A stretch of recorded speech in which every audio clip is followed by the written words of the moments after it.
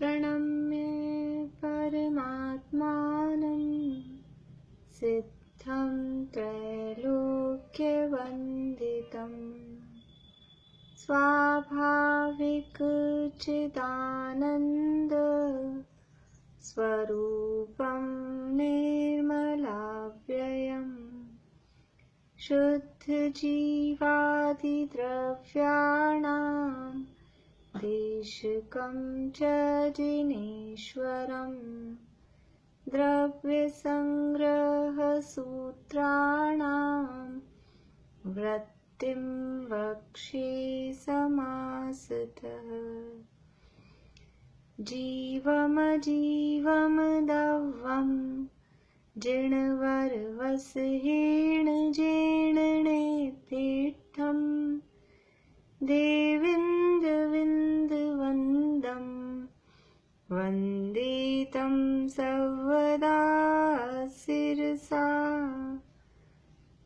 कहे जीव अजीव जिनवर वृषभ ने लोक में वे वंद्य सुरपति वृंद से वंदन करूं कर जोड़ में अणुगुरुदेह पमाणो उपसंहारपसप दो चेता असमूह दो व्यवहारा निश्चय दो असंख देसोवा।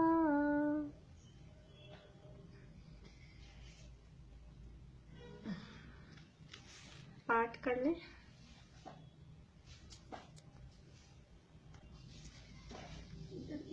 नहीं, बस यहीं तक अपनी बात चल रही थी 30वीं गाथा के संदर्भ में। दूसरा अधिकार सब तत्व नव पदार्थ, और इसमें भावाश्रव का स्वरूप विशेष रूप से बता रहे हैं, भावाश्रव के भेद बता रहे हैं।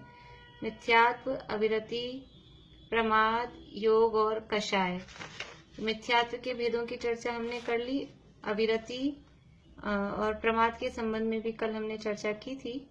आज हमें बात करनी योग के संबंध में। योग किसे कहते हैं? बोलिए निशांती।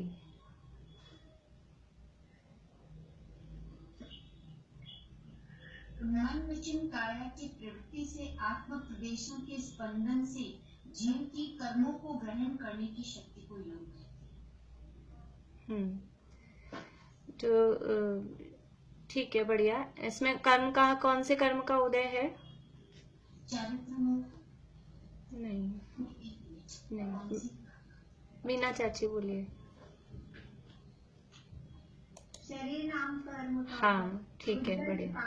हाँ, उद्गल विपाकी है। शरीर नाम कर्म के उदय से जो मन वचन काया के निमित्त से जीव के कर्माकर्षण की जो शक्ति है, और शक्ति के कारण जो आत्म प्रदेशों में परिस्पंदन होता है, तो ऐसे आत्म प्रदेशों में परिस्पंदन रूप जो आत्मा की शक्ति है और जो कर्मों को ग्रहण करने में निमित्त भूत है, उसे योग कहते हैं।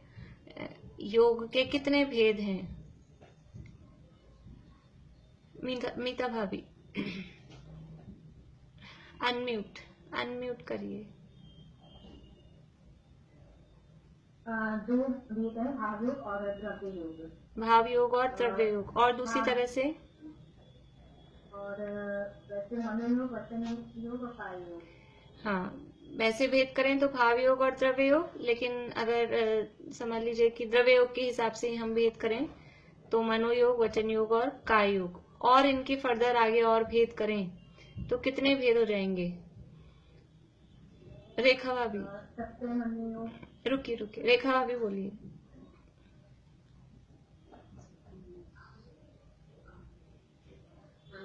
चार मनोयोग, 4 वचन योग और 7 मन वचन काय योग।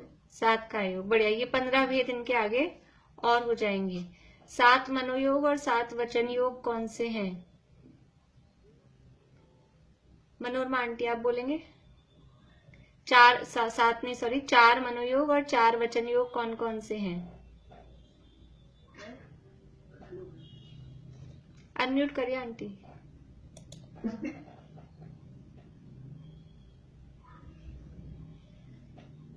लीव हो गया है शायद। चलिए चमेली आंटी बोलिए। आंटी आपका म्यूट ही मनोरमा आंटी। हाँ बोलिए। सत्य असत्य उभय उभय। हाँ बढ़िया। हाँ मनोरमा। मनोयोग। हाँ सत्य असत्य वचन योग। हाँ काय योग में 7 प्रकार। रुकिए रुकिए अब काय योग में रुकिए। हाँ मनोरमा आंटी आप बोल रहे हैं अब आप।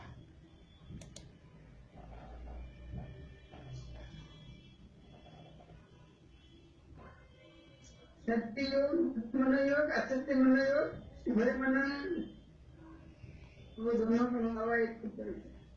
चलिए ठीक है आपके आज हाँ सत्य असत्य उभय और अनुभय। नेट आपका शायद थोड़ा स्लो हो रहा है। ठीक है ये 4 प्रकार के मनोयोग हैं, 4 प्रकार के वचन योग हैं और काय योग 7 प्रकार के हैं। 7 प्रकार के काय योग कौन से हैं? सुधा जी आप बोलेंगे। आपका फेस दिखता नहीं, केवल दीवारें दिखती रहती है। चेहरा दिखाइए अपना। हाँ 7 प्रकार के काय योग कौन से हैं? औदारिक काय योग और औदारिक काय योग, औदारिक मानव काय और वैज्ञानिक काय योग और कार्बन काय योग। कितने हो गए? 3 में 7 होते हैं। चलिए हाँ भारती आंटी आप बोलेंगे। मैं बताऊंगा, मेरे को याद नहीं है। चलिए ठीक है नीतू भाभी बोलिए। औदारिक काय योग, औदारिक मिश्र काय योग, वैक्लिक काय योग, वैक्लिक मिश्र काय योग, आहरक काय योग, आहरक मिश्र काय योग और कार्बन काय योग। बढ़िया। ये काय योग के 7 भेद हैं। तो सामान्य रूप से कहते हैं तो योग 3 प्रकार का मन वचन और काय, और उनके और भेद करते हैं तो 15 भेद हो जाते हैं। 4 प्रकार का मनोयोग, 4 प्रकार का वचन योग और 7 प्रकार का काय योग। अब किसे कहते हैं अपन उतनी डिटेल में याद है? आप लोगों ने पढ़ लिया या फिर अपन यही चर्चा करें? यहाँ तो बस इतना ही है कि 15 प्रकार का योग है। देखिए सत्य मनोयोग किसे कहते हैं, असत्य मनोयोग किसे कहते हैं। मनोयोग में भी वैसे ही समझना, वचन योग में भी वैसे ही समझना। जो लोग देख के आए हैं वो फटाफट हैंड रेज कर दें तो अपन उन्हीं से पूछ लेते हैं। बता सकते हैं? सुनीता आंटी बोलिए। सत्य मनोयोग और असत्य मनोयोग या वचन योग, दोनों में से कुछ भी। सत्य मनोयोग में तो जो वस्तु जैसी है, जो पदार्थ जैसा उसको वैसा बोलना, वो सत्य मनोयोग है। बोलना में मनोयोग नहीं, बोलने में वचन योग। हाँ वचन योग। हाँ और मन में जो मतलब जो सत्य पदार्थ जैसा है वैसा मन में रख विचार करना। हाँ विचार करना, वो मतलब मनोयोग है। और असत्य में जो पदार्थ जैसा नहीं है उसको वैसा नहीं बोलना। जैसे मरीचा का वो जल, वो असत्य मानो। असत्य मतलब एक में तो विचार करना, एक में बोलना है। ठीक है बढ़िया। उभय मनोयोग और उभय वचन योग किसे कहते हैं? मीता भाभी। उभय मनोयोग और उभय वचन योग।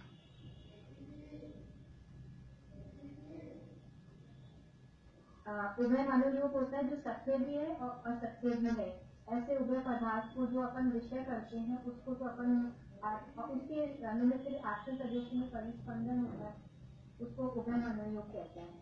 और अनुभय मनोयोग में है जो ना तो सत्य है और ना ही असत्य है, और उसके द्वारा जो योग और आश्रय प्रदेश में जो परिस्पंदन होता है उसको अपन अनुभय मनोयोग कहते हैं। उदाहरण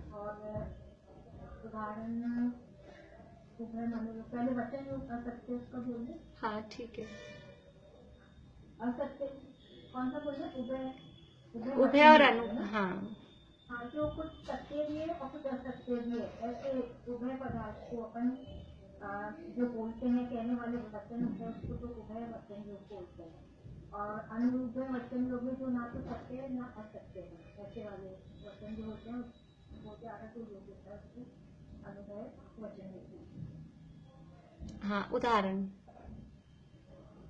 सत्य वचन योग में सॉरी जैसे उभय और अनुभय के।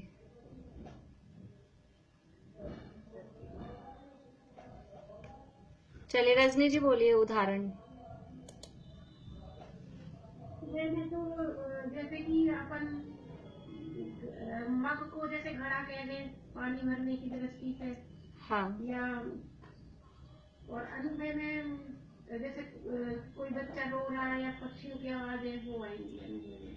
हाँ, अरिहंत भगवान की वाणी।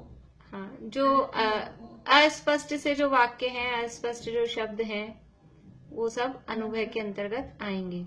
पर हम शॉर्ट में ऐसा बोल रहे हैं, आपने अमिता अभी ने बोला भी था उसको, कि उसके निमित्त से जो आत्म प्रदेशों में परिस्पंदन हो रहा है, वास्तव में योग खाली वो शब्द योग नहीं है। जो सत्य शब्द हैं या सत्य विचार हैं या असत्य शब्द हैं या असत्य विचार हैं, वो योग नहीं है। उस समय या उसके निमित्त से जो आत्मा के प्रदेशों में परिस्पंदन हो रहा है, योग तो उसका नाम है, लेकिन वो क्योंकि उन मन के या वचन के निमित्त से हो रहा है, तो मन वचन को भी उस समय योग उपचार से कहा जाता है। एक्चुअल में वो मन वचन वास्तव में योग नहीं है। योग तो है आत्मा के प्रदेशों में जो परिस्पंदन होता है। अब है औदारिक काय योग और औदारिक मिश्र काय योग। हाँ सुलोचना भाभी।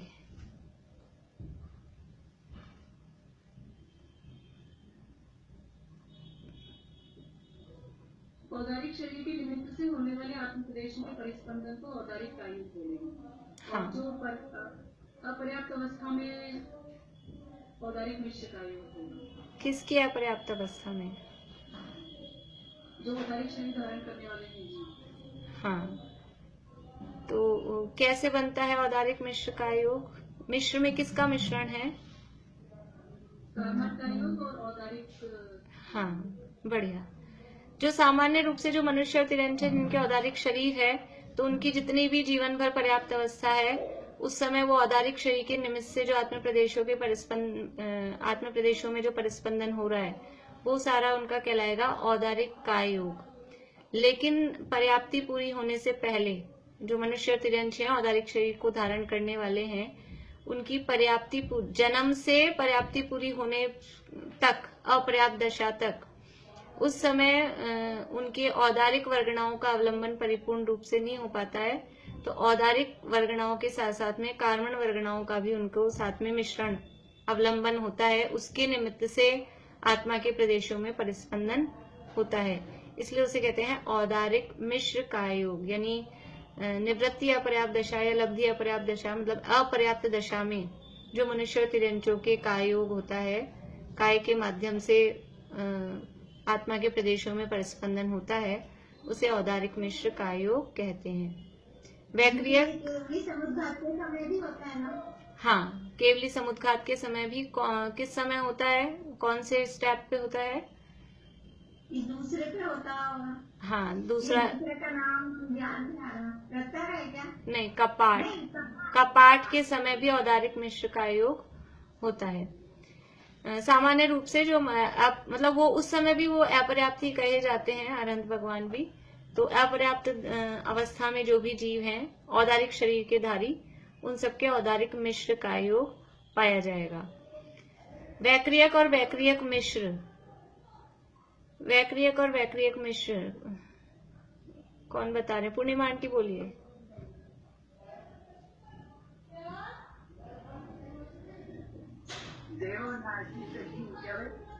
व्यक्ति शरीर धारण करने के लिए जाता है, पहुंचता है, मतलब वहाँ पर जब तक उसकी पूरी पर्याप्त नहीं होती है तब तक व्यक्ति, और पर्याप्तियां पूरी होने के बाद में कर्मठ शरीर के साथ उसका संयोग रूप कार्य होता है, वो व्यक्ति रूप से कार्य।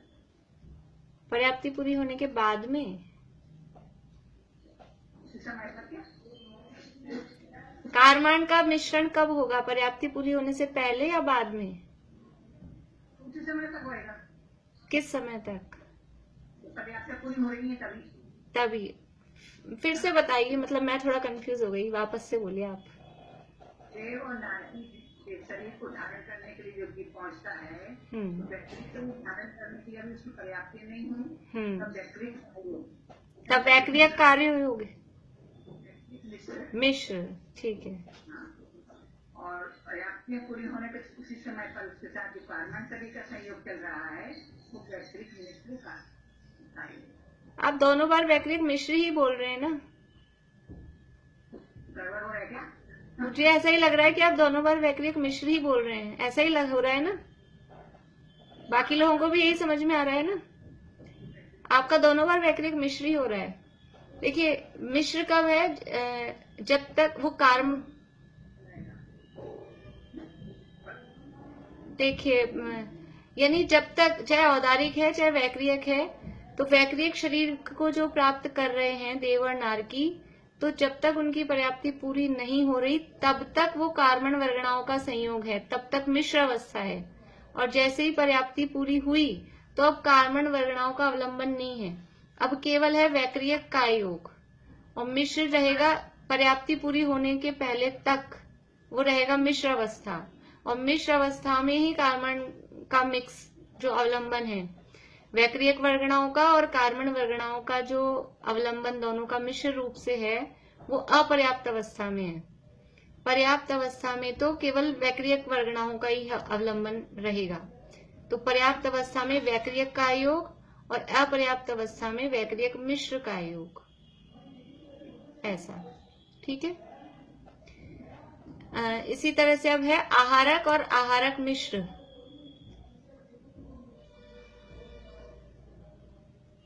कौन बताएंगे फटाफट से? आप, रजनी जी बोलेंगे आप? आहारक का योग तो जो आहारक शरीर के माध्यम से छठवें गुण स्थानवर्ती होता है, वो आहारक का योग होता है। और आहारक मिश्र का योग जो आहारक शरीर बनाते समय कितनी देर में वो आहारक शरीर बनता है, मतलब अंतर्मुख के अंतर्गत जो उसके माध्यम से जो योग होता है आहारक शरीर के माध्यम से, वो आहारक मिश्र। हाँ, तो वो भी जब तक अपर्याप्त है, आहारक शरीर भी जब तक अपर्याप्त अवस्था में है तब तक आहारक मिश्र का योग, ठीक है। अप्रमत्त नहीं, अप्रमत्त नहीं, छठवें गुणस्थान वर्ती है प्रमत्त, प्रमत्त मुनिराज। सातवें गुणस्थान वर्ती है अप्रमत्त, उनके नहीं होता आहारक का योग, छठे गुणस्थान वर्ती मुनिराज की। आहारक शरीर छठे गुणस्थान में ही निकलता है, ठीक है। अब है कार्मण का योग। हाँ रेखा भाभी,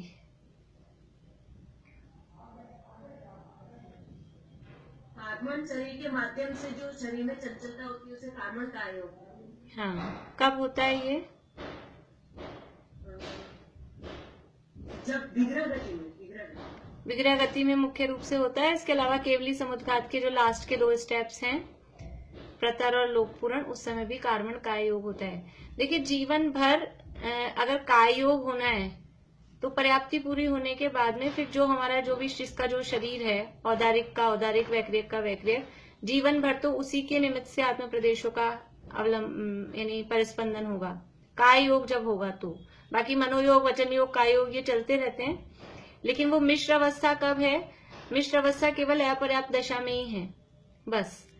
और जो कार्बन वर्गणाओं का अवलंबन है, तो कार्बन शरीर के निमित्त से आत्म प्रदेशों का परिस्पंदन तो ओनली विग्रह गति में हो रहा है, और वो समझ लीजिए वो एक एक्सेप्शनल है केवली समुद्घात के समय। तो सामान्य रूप से देखें तो बस विग्रह गति में कार्बन का योग है, उसके अलावा पूरी जिंदगी में कार्बन का योग नहीं है। कार्बन वर्गनाएं हैं, उनका ग्रहण भी होता रहता है, लेकिन कार्बन का योग नहीं होता। और जो मिश्र अवस्था है, कार्बन वर्गनाओं का अवलंबन साथ में जो हो रहा है, प्लस औदारिक शरीर के साथ में या वैक्रियक शरीर के साथ में या आहारक शरीर के साथ में, तो वो मिश्र अवस्था भी केवल अंतर्मूर्त मात्र के लिए जब तक अपर्याप्त दशा है तब तक ही होती है। इसके अलावा मनोयोग, वचन योग तो यथा योग चलते ही हैं, और जीवन भर जो भी जितनी जिसकी लाइफ है तो औदारिक का योग अथवा वैक्रियक का योग ये चलता है। और आहारक का योग भी अंतर्मूर्त मात्र के लिए ही होता है मुनिराज के। उसके अलावा उसके आगे पीछे तो जो औदारिक शरीर के माध्यम से जो योग चल रहा है वही चलता है। तो अभी बहुत ज्यादा डिटेल में हम नहीं देख रहे, मैंने इसलिए आप लोगों को कल कह दिया था। तो हमने जो विषय पढ़ा है इस बहाने वापस से हम उसको देख लें, इतनी सी हम यहाँ देख रहे थे। अब है अपना ये कषाय की बात अपन ने कल कर ही ली थी।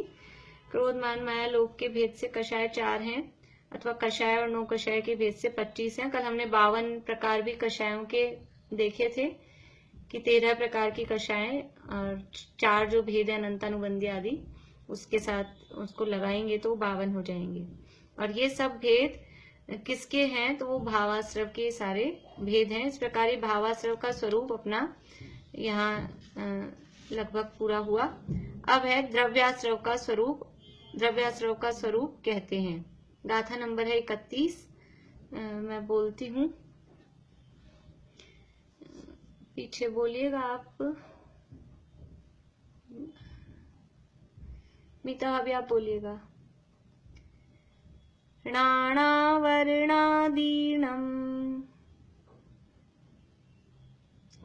म्यूट है आप।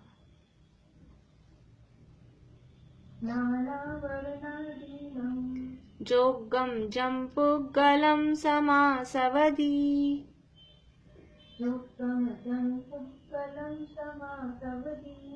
दव्वासवो सणेयो,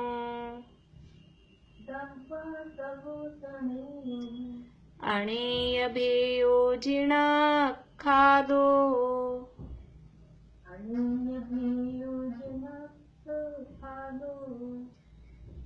अणेय भेयो जिणाखादो,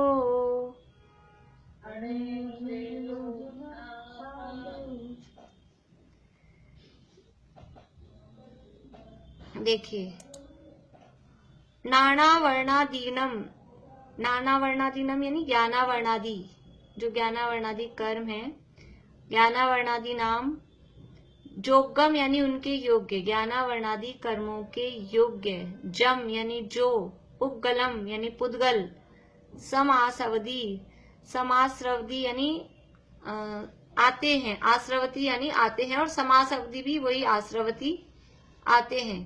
तो जो पुद्गल, कौन से पुद्गल आएंगे ज्ञानावर्णादि कर्मों के योग्य? ज्ञानावर्णादि कर्मों के योग्य कौन से पुद्गल हैं? सुनीता आंटी बोलिए। द्रव्य रूप जो पुद्गल आते, कौन से पुद्गल? हाँ, तो पुद्गल तो बहुत सारी है, चूना, मिट्टी, ईंट, रेत, बजरी, सीमेंट, कौन से पुद्गल आते हैं? तो वो कार्मण वर्गणा, ठीक है। तो ज्ञानावर्णादि के योग्य जो पुद्गल आते हैं, समासरवधि यानी जो आते हैं, यानी कार्मण वर्गणाएं जो आती हैं, दव्वा सवो सनेयो, स यानी उसको, दव्वा सवो यानी द्रव्याश्रव, नेयो यानी जानना चाहिए। ज्ञानावर्णादि कर्मों के योग्य जो पुद्गल आते हैं उसी को द्रव्याश्रव जानना चाहिए। अणेय भेयो, स अणेय भेयो, वो अनेक भेद वाले हैं। जो द्रव्याश्रव है, भावाश्रव के तो 5 भेद बता दिए, मिथ्यात्व और अति प्रमाद, कषाय और योग। और द्रव्याश्रव है वो अनेक भेद वाला है। अणेय भेयो जिणक खादो, जिनाख्यात यानी जिनेन्द्र भगवान ने उसका आख्यान किया है, उसको बताया है। ये द्रव्याश्रव अनेक भेद वाला है, ऐसा जिणक खादो, जिनेन्द्र भगवान ने उसका आख्यान किया है, उसका व्याख्यान किया है, मतलब उसको बताया है। ये हम नहीं कह रहे हैं, ये कौन कह रहा है? ये जिनेन्द्र भगवान ऐसा कह रहे हैं कि द्रव्याश्रव किसे कहते हैं कि ज्ञानावर्णादि कर्मों के योग्य पुद्गलों का आना, यानी कार्मण वर्गणाओं का आना, वो द्रव्याश्रव कहलाता है। और वो द्रव्याश्रव अनेक भेद वाला होता है। गाथा बोलती हूँ फिर से। समासवधि, सम प्लस आसवधि, तो सम यानी वही सम्यक प्रकार से मतलब आते हैं, और आसवधि यानी आते हैं, और सम्यक प्रकार से आते हैं मतलब आ जाते हैं खूब अच्छी तरह से, वो समासवधि। सम तो उसमें उपसर्ग लगाया है, शब्द तो है आसवधि, आते हैं, आश्रवती, आश्रव का अर्थ आना होता है, तो वही समाश्रवती। संस्कृत में नीचे समाश्रवती ही लिखा है। फिर से गाथा बोलती हूँ। सुलोचना भाभी आप बोलिएगा। नानावर्णादीनम्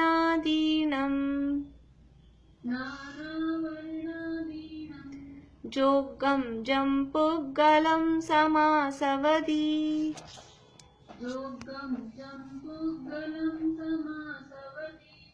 दव्वासवोसणेयो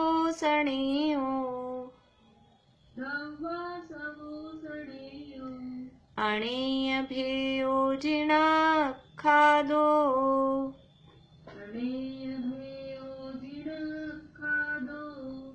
हाँ बोलिए वर्षा भाभी आप बोलिए। नानावर्णादीनं जोगं जम्पुगलं समासवदी तव्वासवोसणेयो अणेयभेयो जिनखादो। हाँ भारती आंटी आपको कुछ पूछना है? हाँ बोलिए। ये मैं बोल रही थी उसमें जिना नीचे वाला जो लाइन है अणेय भेयो जिण खादो है कि जिना खादो? इसमें तो जिण खादो मुझे समझ रहा है। नहीं वो ऐसा बोलने में जिणक खादो ऐसा बोलेंगे उसको। जिणक आ मात्रा पे जो नहीं होगा ना, जिना नहीं होगा ना। नहीं जिना आ की मात्रा है ही नहीं, वो अणे है, नमो वाला न, उसको ऐसे ही लिखते हैं। हाँ, आ की मात्रा नहीं है तो जिना नहीं बोल रहे हम, जिणक खादो ही बोल रहे हैं। जिना प्रोनाउंस नहीं कर रहे, जिणक खादो ही बोल रहे हैं। देखिए नीचे गाथार्थ। ज्ञानावर्णादि 8 कर्मों के योग्य जो पुद्गल आते हैं उन्हें द्रव्याश्रव जानना, वे अनेक भेद वाले हैं, ऐसा श्री जिनेन्द्र देव ने कहा है। यानी पुद्गलों में भी पूरी ईमानदारी है। जो पुद्गल जिसके योग्य है उससे वही काम होता है। इस शरीर की संरचना, मन वचन काय की वर्गणा, ये सब अलग अलग है। तो वो जो वर्गणा जिसको जो जरूरत है वो जो प्रति समय ग्रहण करते हैं। अभी हमने इसमें देखा था जब ये कोमट साह वाला शिविर चल रहा था कि प्रति समय 9 कर्म वर्गणाओं का ग्रहण जीव करता है। प्रति समय आ रहे हैं। योग मार्गणा के अंतर्गत ये बात चल रही थी, वो जो दिन में जो क्लास चलती थी कि कितना हम इकट्ठा कर रहे हैं, संचय कितना हो रहा है, वो सारी बात। तो हर समय कार्मण वर्गणाएं भी आ रही हैं, हर समय 9 कर्म वर्गणाएं भी आ रही हैं। कार्मण वर्गणाओं को एक सेपरेट कहा, बाकी सारी वर्गणाओं को 9 कर्म वर्गणा कह दिया। उसमें शरीर वाली आहार वर्गणा भी शामिल है, भाषा वर्गणा भी शामिल है, मनोवर्गणा भी शामिल है, वो तेजस वर्गणा भी शामिल है, वो सब कहलाती हैं 9 कर्म वर्गणा।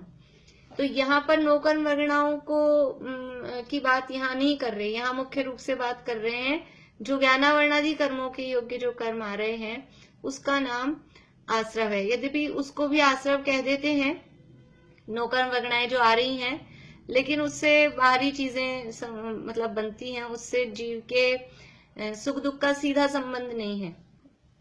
पीछे पीछे जाएंगे तो वो तो 9 कर्म है, वो सुख दुख देने के लिए साधन बनते हैं, लेकिन ये जो कर्म आते हैं और आत्मा के साथ बंधते हैं वो सीधा फल देने की शक्ति उन कर्मों में होती है। इसलिए यहाँ आश्रव के प्रकरण में ज्ञानावर्णादि कर्मों को मुख्य रूप से लिया जाता है। तो कह रहे हैं ज्ञानावर्णादि 8 कर्मों के योग्य जो पुद्गल आते हैं उन्हें द्रव्याश्रव जानना और वे अनेक भेद वाले हैं, ऐसा श्री जिनेन्द्र देव ने कहा है।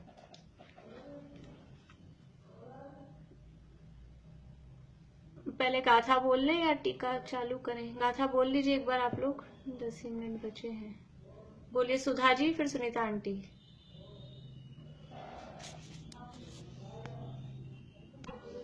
जिन्नक खादो ऐसा नहीं, जिन्नक खादो ऐसा ही बोलना है। जिन्नक का अलग से नहीं, मतलब कुछ लोग कॉन्शियस हो रहे हैं उस कै में, ऐसा का अलग से नहीं है। जिणक खादो, जिणक खादो ऐसा बोलना है, ठीक है। देखिए थोड़ा सा टीका की,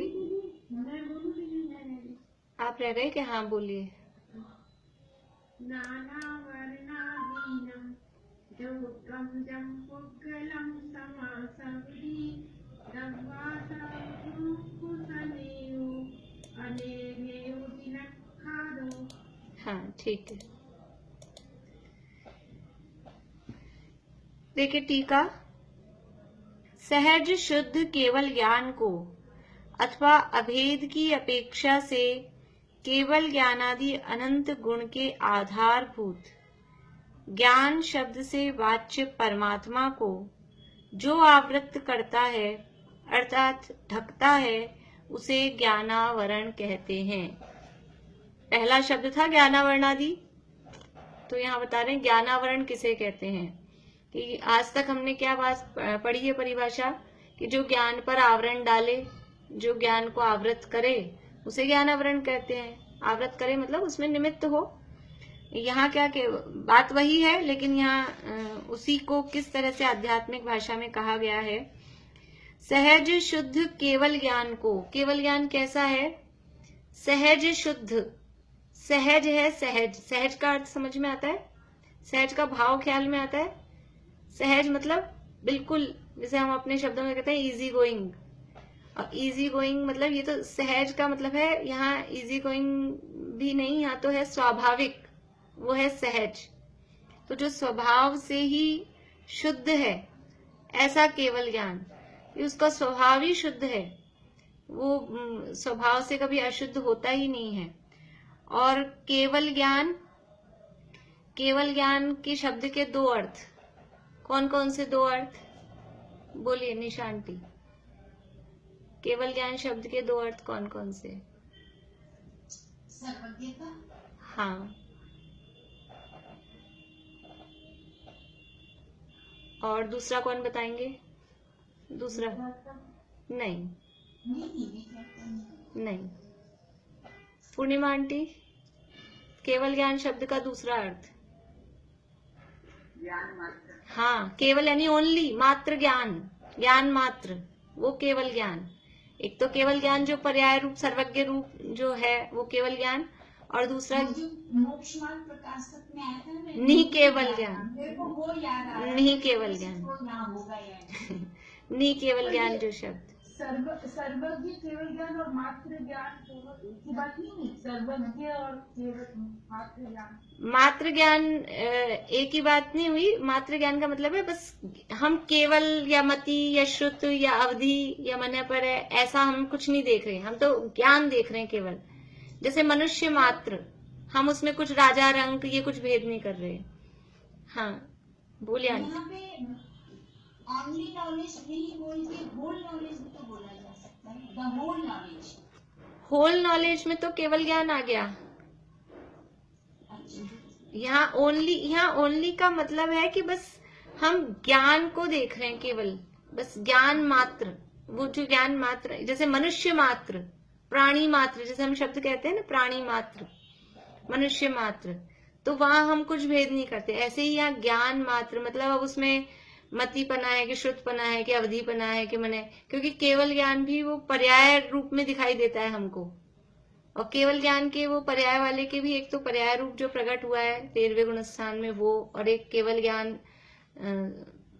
शक्ति रूप में है, स्वभाव रूप में है, वो अलग।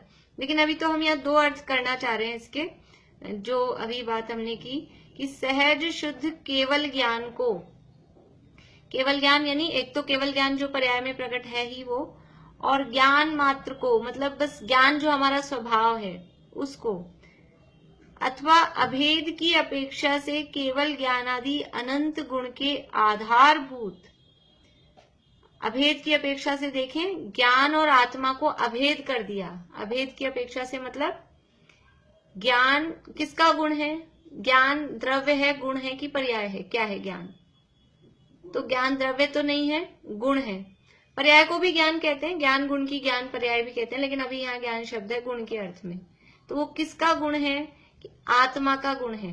तो उस गुण को अपने द्रव्य के साथ में मर्ज करके, अभेद करके ऐसा कहते हैं, अभेद की अपेक्षा से केवल ज्ञानादि अनंत गुण के आधारभूत ज्ञान शब्द से वाच्य परमात्मा को जो आवृत्त करता है। ज्ञान शब्द कहते ही कौन समझ में आता है?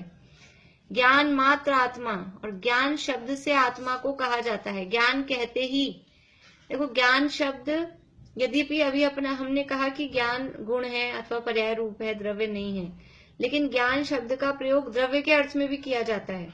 जब ज्ञान मात्र आत्मा कहते हैं तो वहां ज्ञान कह के आत्मा द्रव्य को बताया जा रहा है। समय सार में जहां 47 शक्तियों का प्रकरण है वहां ज्ञान शब्द से आत्मा को कहा, ये ज्ञान है, ज्ञान सो आत्मा, आत्मा सो ज्ञान। तो यहाँ अभेद किया, जब ज्ञान को ही आत्मा कहा तो वो दोनों को अभेद किया। और वैसे हम ज्ञान अलग, मतलब ज्ञान गुण है, आत्मा द्रव्य है, आत्मा में ज्ञान होता है, आत्मा का गुण ज्ञान है, तो इसलिए भेद करके कहते हैं, जब अलग भी बताते हैं। लेकिन यदि दोनों को अभेद करें तो अभेद की अपेक्षा से केवल ज्ञानादि अनंत गुण के आधारभूत जो ज्ञान शब्द से वाच्य परमात्मा को जो आवृत्त करता है अर्थात ढकता है, उसे ज्ञानावरण कहते हैं। ज्ञान शब्द से वाच्य, वाच्य मतलब ज्ञान शब्द जिसको बता रहा है, वाच्य मतलब होता है उस शब्द से हम किसे कह रहे हैं। जैसे हमने गाय कहा तो गाय तो एक शब्द हुआ, मुंह से निकला एक शब्द गाय। वो गाय शब्द का, गाय शब्द सुनते ही हमारा ध्यान कहाँ जाता है? वो कोई 4 पैर वाली सफेद है कि काली है, पूंछ है, वो एक आकृति हमको समझ में आती है। तो वो जो शब्द है ना, ग आ, ग में आ की मात्रा, गा और ये जो शब्द हैं, इन शब्दों का वाच्य क्या है? वो वस्तु, गाय वस्तु। तो गाय शब्द बोलते ही हमें वो चौपाया पशु नजर आता है। जल शब्द बोलते ही हमें पानी समझ में आता है। जो भी हम शब्द बोलते हैं, मोबाइल शब्द बोला तो हमें ये जो डिवाइस है वो समझ में आती है। तो ज्ञान शब्द बोलते ही हमें क्या समझ में आना चाहिए? वो नहीं हमें समझ में आता।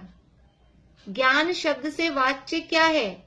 ज्ञान शब्द से वाच्य है वो परमात्मा, मतलब आत्मा, हमारा शुद्ध आत्मा, वो ज्ञान शब्द से वाच्य है। और उसको जो आवृत करता है, ढकता है, उसे ज्ञानावरण कहते हैं। अभी और करेंगे अपन इस पे कल चर्चा, अभी अपना समय पूरा हुआ है। कल अपन इस पे और चर्चा करेंगे। आप लोग सोचना, ये जो विषय है ना, ये हम स्वाध्याय करते हैं, ये विचार के, चिंतन के विषय हैं। थोड़ा सा सोचने की आवश्यकता रहती है, खाली बुद्धि के विषय नहीं है, रट लिया कोई संख्याएं हैं कि कोई भेद प्रभेद है। यहाँ ये चिंतन के विषय हैं, विचारने के विषय हैं। थोड़ा सा विचार करेंगे, कल और चर्चा करेंगे अपन इस पे। अभी यहीं पूरा करते हैं। ये स्वाध्याय, स्वाध्याय के 4 भेद नहीं, वो धर्म ध्यान के 4 भेद हैं, ध्यान के भेद हैं, वो धर्म ध्यान। तो ये वाला आया अपन, तो ये कौन सा वाला भेद में आ गया? सबसे नंबर वाला आज्ञा विचय, अपाय विचय। अभी इसको विपाक, जैसे जब कर्मों की बात करते हैं तो विपाक विचय में ले लेते हैं, और अभी रत्नत्रय वगैरह की या संसार के दुखों की, इस तरह की बात करेंगे तो अपाय विचय के अंतर्गत लेंगे। और जब हम समझ लीजिए चरणा नियोग आदि की बात करेंगे तो आज्ञा विचय के अंतर्गत जाएगा। आज्ञा और अपाय, हाँ, द्रव्यानुयोग का विषय है उसको, हाँ, आज्ञा और अपाय के अंतर्गत ही ले सकते हैं, आज्ञा और अपाय के अंतर्गत ले सकते हैं। चलिए, जय जिनेंद्र।